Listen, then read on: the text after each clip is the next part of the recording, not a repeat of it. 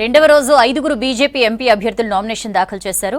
కేంద్ర మంత్రి కిషన్ రెడ్డి, ధర్మపురి అరవింద్, బూర నర్సయ్య గౌడ్, తాండ్ర వినోద్రావుతో పాటు బండి సంజయ్ తరఫున బీజేపీ నేతలు నామినేషన్ వేశారు. నామినేషన్లకు ముందు భారీ ర్యాలీ తీసి 10 ఏళ్లలో బీజేపీ చేసిన అభివృద్ధిని వివరించారు. సికింద్రాబాద్, ఖమ్మం లోక్సభ ఎంపీ అభ్యర్థుల నామినేషన్లకు రక్షణ మంత్రి రాజ్నాథ్ సింగ్ హాజరయ్యారు. మరోవైపు నియోజకవర్గాల వారీగా ప్రచారాన్ని ముమ్మరం చేశారు బీజేపీ అభ్యర్థులు. తెలంగాణలోని అన్ని సీట్లలో బీజేపీని గెలిపించాలని విజ్ఞప్తి చేశారు కేంద్ర మంత్రి రాజ్నాథ్ సింగ్. రాష్ట్ర అభివృద్ధికి కేంద్రం కట్టుబడి ఉందన్నారు. కిషన్ రెడ్డి నామినేషన్ సందర్భంగా సికింద్రాబాద్ లో ఏర్పాటు చేసిన సభలో రక్షణ మంత్రి రాజ్నాథ్ సింగ్ పాల్గొన్నారు. అవినీతిలో కూరుకుపోయిన బీఆర్ఎస్ ప్రభుత్వాన్ని తెలంగాణ ప్రజలు ఇంటికి పంపారన్నారు రాజ్నాథ్. బీఆర్ఎస్ కు భవిష్యత్తు లేదని విమర్శించారు కిషన్ రెడ్డి.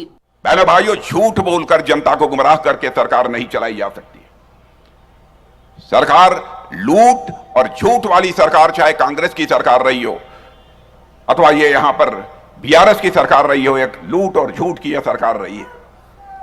मैं आज कहने आया हूं कि कांग्रेस अब पूरी तरह से आउटडेटेड हो चुकी है। कांग्रेस पार्टी हिंदुस्तान की राजनीति से लगातार समाप्त होती जा रही है। ఈ యొక్క రాష్ట్ర అభివృద్ధికో సంగాని, సికింద్రాబాద్ అభివృద్ధికో సంగాని, పార్లమెంట్ సభ్యుడిగా సికింద్రాబాద్ ప్రజల వాణి వినిపించడంలో గాని నరేంద్ర మోడీ గారి నాయకత్వంలో सबके साथ, सबका విశ్వాస్, सबका ప్రయాస్ మరి అనేటువంటి ఆలోచనతో ముందుకెళ్తారని మనవి చేస్తా ఉన్నాను. దశాబ్దాల పాటు పాలించిన కాంగ్రెస్ దేశానికి చేసింది శూన్యమన్నారు రాజ్నాథ్ సింగ్. ఖమ్మం పార్లమెంట్ బీజేపీ అభ్యర్థి తాండ్ర వినోద్రావు నామినేషన్ సందర్భంగా నిర్వహించిన రోడ్ షోలో పాల్గొన్నారు రాజ్నాథ్. మోదీ గత 10 ఏళ్లలో 25 కోట్ల మందిని దారిద్ర్య రేఖ నుంచి ఎగువకు తీసుకొచ్చారని అన్నారు రాజ్నాథ్.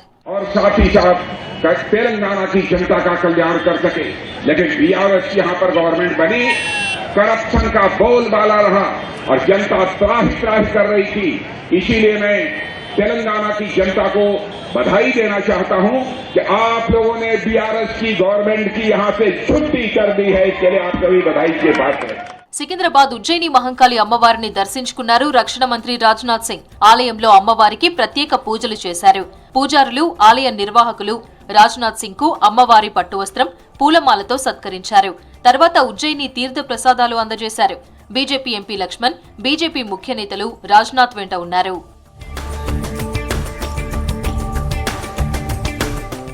బీజేపీతోనే రైతుల సంక్షేమం సాధ్యమన్నారు ఎంపీ ధర్మపురి అరవింద్. రైతులు పండించిన పంటలకు మద్దతు ధరతో పాటు మార్కెటింగ్ సదుపాయాల కోసం కృషి చేస్తానని చెప్పారు.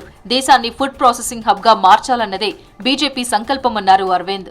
అంకాపూర్ గ్రామం చుట్టుపక్కల ప్రాంతం అంతా కూడా విత్తన బండారంగా చేస్తామని ఇతర నాయకులు ఇంతకుముందు చెప్పిన కానీ ఆ పని కూడా భారతీయ జనతా పార్టీ చేస్తుంది. వ్యవసాయం కాడికెళ్లి మార్కెటింగ్ స్ట్రీమ్ లైన్ చేయడానికి, మంచి ప్రైజెస్ ఈ పంటలన్నిటికీ రావడానికి మా కృషి ఉంటుంది. ఇవన్నిటి ప్రాసెసింగ్ యూనిట్, ప్యాకేజింగ్ యూనిట్లు, స్టోరేజ్ ఫెసిలిటీస్ పెంచుకుంటూ వాల్యూ యాడెడ్ సర్వీసెస్ మా మేనిఫెస్టోలో కూడా ఉంది. సెల్ఫ్ హెల్ప్ గ్రూప్స్ కి అనుసంధానం చేయటం, మహిళా గ్రూపుల్ని కూడా ఈ వాల్యూ యాడెడ్ సర్వీసులో వాళ్ళు పాలు పంచుకునేటట్టు విధానం భారతీయ జనతా పార్టీ మేనిఫెస్టోలో ఉంది. రెండో రోజు ఐదుగురు బీజేపీ లోక్సభ అభ్యర్థులు నామినేషన్లు వేశారు. సికింద్రాబాద్ బీజేపీ అభ్యర్థి కిషన్ రెడ్డి, నిజామాబాద్ అభ్యర్థి అరవింద్, భువనగిరి నుంచి బూర నర్సయ్య, ఖమ్మం అభ్యర్థి తాండ్ర వినోద్రావు ఆయా జిల్లాల రిటర్నింగ్ అధికారులకు నామినేషన్లు అందజేశారు. కరీంనగర్ బీజేపీ అభ్యర్థి బండి సంజయ్ తరపున మాజీ ఎమ్మెల్యే బొడిగె శోభ, బండ రమణారెడ్డిలు నామినేషన్ దాఖలు చేశారు. భారీ ర్యాలీలతో నామినేషన్లు దాఖలు చేశారు బీజేపీ అభ్యర్థులు. ఎన్నికల ప్రచారం, జాతీయ నేతలతో వరుస కార్యక్రమాలకు ప్లాన్ చేస్తున్నారు.